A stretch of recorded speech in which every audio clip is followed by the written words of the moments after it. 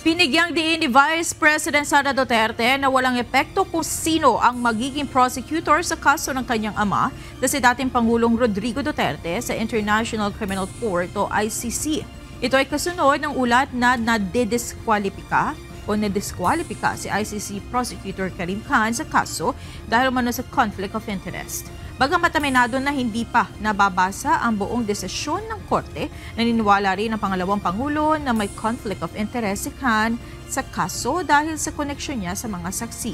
Si Khan ay naging bahagi ng legal team na kumakatawan sa mahigit 100 biktima umano ng drug war sa ilalim ng administrasyon ni dating Pangulong Duterte. Gayunman, iginit ni VP Sara na hindi mahalaga kung sino ang magiging taga-usig kung hindi ang paghahanda ng kampo dating Pangulo laban sa mga posibleng ebidensya at testigo ng prosekusyon.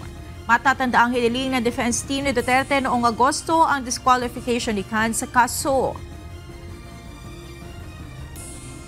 Hindi ko po nababasa ang papel kung ano yung laman ng desisyon ng diskwalifikasyon.